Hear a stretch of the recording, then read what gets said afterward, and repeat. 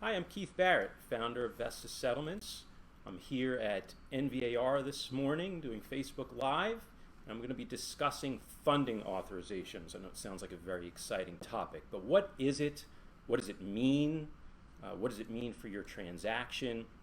Hoping to clear up maybe some confusion about that. So traditionally in a real estate transaction, in order to finalize that transaction, the lender, of course, would send the final documents to the settlement company and would fund that transaction with the loan funds necessary to close the deal. The settlement company at that point would then have the parties execute the required documents, and when everyone was done and the parties left, the settlement company makes sure that all of the documents are properly signed and notarized, that all of the funds are in, and that the file is balanced, at which point the transaction can be recorded and the money dispersed, of course, within 48 hours from settlement.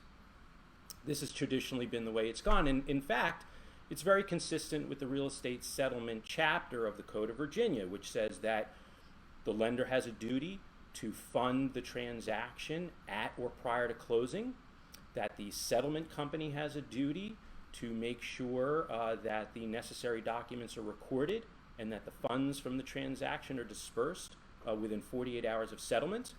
And that same statutory chapter also defines what settlement is. And it is the time at which the settlement agent determines that they have all the necessary documentation, that they have all the loan funds, and that all pre-recordation conditions have been met to carry out the terms of the contract, and at which point the settlement company can go to record. Pretty straightforward, probably much of what you would imagine. However, over the last several years, many lenders have begun to require what's called funding authorization. Now we're going to kind of get into the nitty-gritty here. And so what is that? So funding authorization is basically, specifically in a lender's instructions, and it is a requirement that the settlement company, after closing, send back certain documentation to the lender for the lender's review and approval. And upon the review and approval, the lender then gives the funding authorization to the settlement company.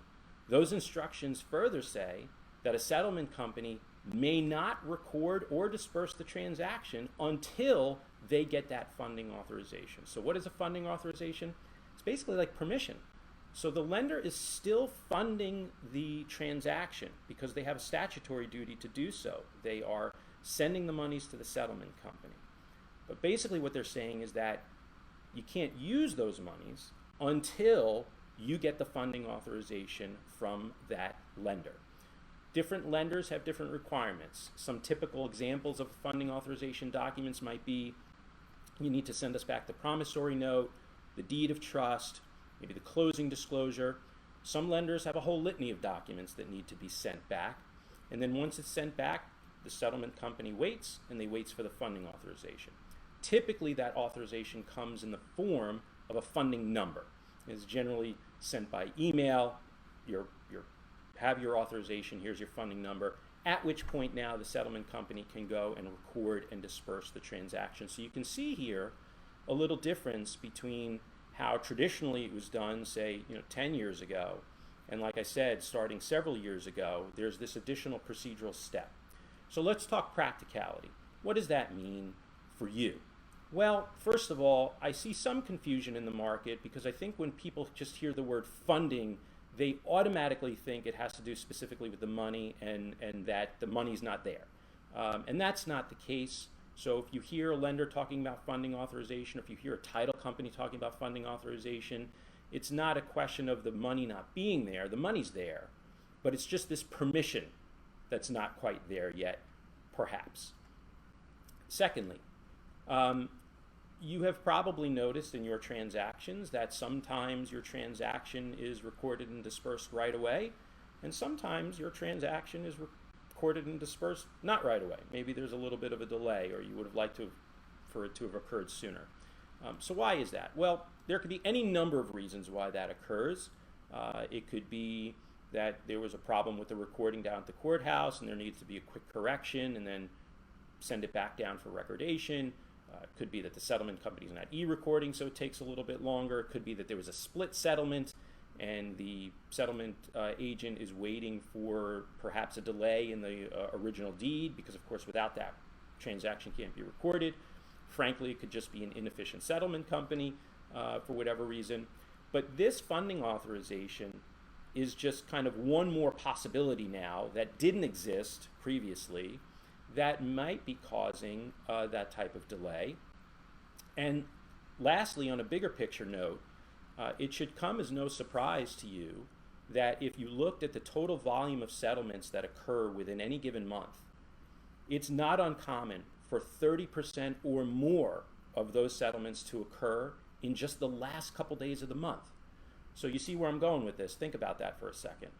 If most lenders now have funding authorizations, and we have 30+% of the volume of closings occurring in just the last couple days of the month, it means that all the lenders that have made loans on those days are receiving back all of these documents that they've required for their review, all within a 48 or 72-hour period. So it's kind of the proverbial logjam.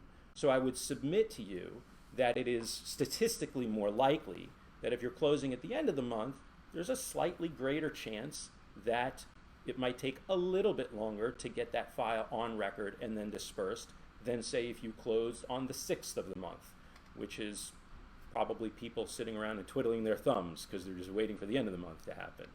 So I hope that clears up what a funding authorization is and what it isn't. It kind of goes in the category of how the sausage gets made. It's a behind-the-scenes thing. It's nothing that you as a real estate agent would necessarily have to do. It happens after the parties leave the settlement table. But I think it's important to be educated and to understand the lingo in our industry and to not be confused that now going forward, if you hear a lender or a title company talking about funding authorization, you know what it is and what it means. My name's Keith Barrett. Thanks so much for joining us.